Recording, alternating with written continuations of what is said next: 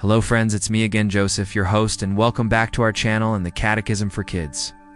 Today we're going to learn about a very special saint who showed us that you don't need to be rich or famous to do great things for God. His name is Saint Didacus of Alcalá, but you might know him by another name, San Diego. That's right. The big city in California is named after this humble servant of God. His story is filled with amazing adventures, incredible miracles, and a whole lot of love. So let's get ready to travel back in time to learn about the life of this wonderful saint.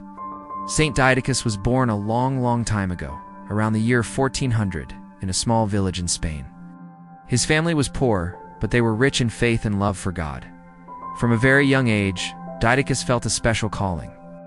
While other kids might have been playing games, Didacus loved to spend his time in quiet prayer. He wanted to live a simple life, focused completely on God. So, as a young man, he became a hermit, living alone in the countryside, praying and fasting. But God had even bigger plans for him. Didacus felt a pull to join a community of believers, so he knocked on the door of a Franciscan friary. The Franciscans are a group of religious brothers who follow the example of Saint Francis of Assisi, living simple lives of poverty and service. Didacus joined them not as a priest, but as a lay brother. This meant his job was to help with the everyday chores of the monastery. He would work in the garden, help in the kitchen, and serve as the porter, the person who answers the door. Even though he had these simple jobs and wasn't a scholar, the other friars were amazed by him. When he spoke about God, his words were full of wisdom and love. People from all over would come to the friary just to seek his advice. He showed everyone that true wisdom doesn't come from books, but from a heart that is open to God.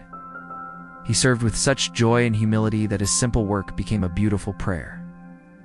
Now, here's where the story gets really adventurous. In those days, brave missionaries were traveling to new lands to share the good news of Jesus. One of these places was a group of islands off the coast of Africa called the Canary Islands. Didacus heard the call and volunteered to go. He sailed across the ocean to a place that was completely new to him. Life on the Canary Islands was not easy. The local people, called the Guanches, had their own culture and beliefs. Didacus worked to teach them about Christianity with kindness and respect. He was assigned to the post of porter at the new friary, but his holiness was so obvious that he was soon put in charge of the entire Franciscan community there. This was very unusual for a lay brother, but his leaders saw his great prudence and zeal. He cared deeply for the native people, and even defended them against the powerful colonizers who were sometimes unfair. His courage and love for justice showed everyone what it truly means to follow Christ. After several years of service, Didacus was called back to Spain, but his travels weren't over. In the year 1450, a special Jubilee year was declared in Rome. It was a huge celebration. Thousands of friars and pilgrims traveled to the city. Didacus went too, excited to be part of such a holy event. But while he was there, a terrible sickness, an epidemic, broke out in the city. The friaries were crowded and many of the visiting brothers fell ill. Didacus immediately got to work.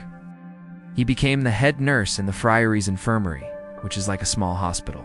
He worked day and night, tirelessly caring for his sick brothers. He cleaned their rooms, brought them food, and comforted them. But he did more than just nurse them. He prayed for them. And through his prayers, amazing things began to happen. Biographers tell us that many of the sick friars were miraculously cured. Sometimes, all Didacus had to do was make the sign of the cross over them, and they would recover. He showed that faith, combined with loving action, can bring about incredible healing. One of the most famous stories about Saint Didacus is known as the miracle of the roses.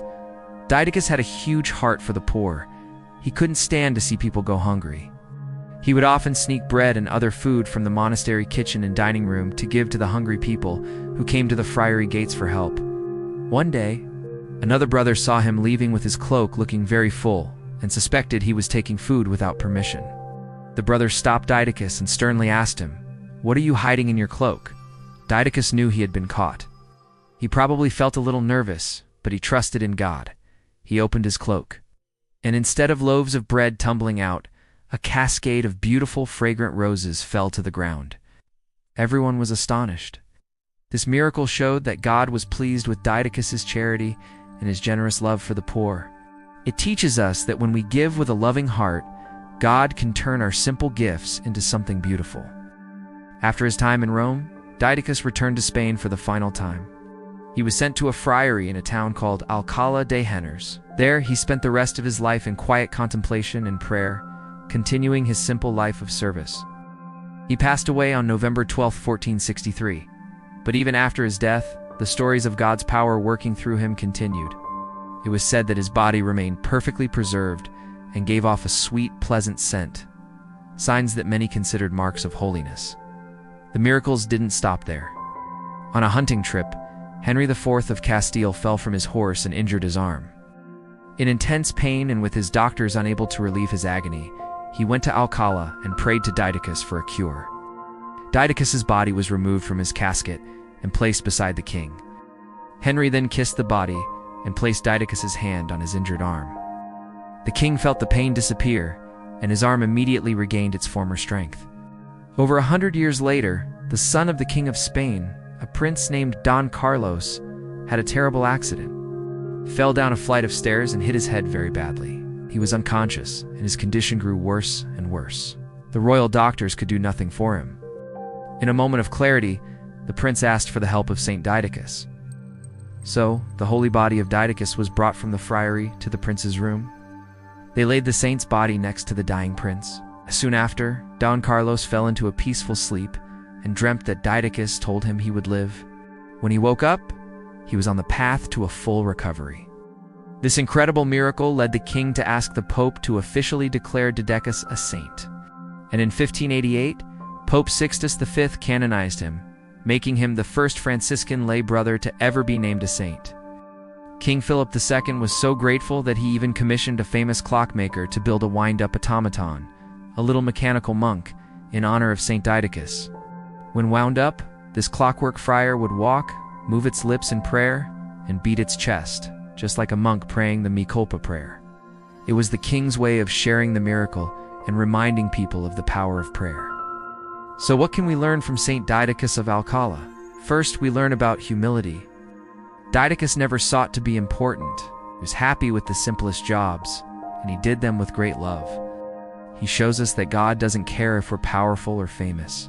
He cares about the love in our hearts. Second, we learn about service. Didacus saw the face of Jesus in everyone he met, especially the poor and the sick. Whether he was gardening, cooking, nursing, or giving away bread, he was serving God. We too can find God in our daily chores and by helping those around us. And finally, we learn about trust. Didacus trusted God completely. This deep faith allowed God to work incredible miracles through him, from healing the sick to turning bread into roses. The feast day of Saint Didacus is officially November 13th, since the 12th of November. The anniversary of his death was occupied, first by that of Pope Martin I, then by that of the Basilian monk and Eastern Catholic bishop and martyr Josaphat Kuncevich. In the United States, the feast day is celebrated on the 7th of November, due to the feast of Saint Francis Xavier Cabrini. Didacus is the saint to whom the Franciscan mission that bears his name, which developed into the city of San Diego, California, was dedicated. He is the co-patron of the Roman Catholic Diocese of San Diego.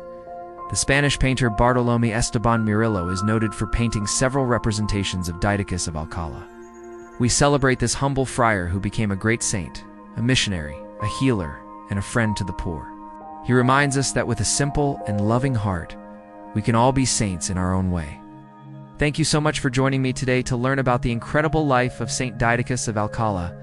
I hope his story inspires you to serve others with humility and love. Don't forget to like this video, share it with your friends, and subscribe to our channel for more stories about the saints. Take care, everyone. Stay safe and healthy as usual. See you next time, and God bless you always.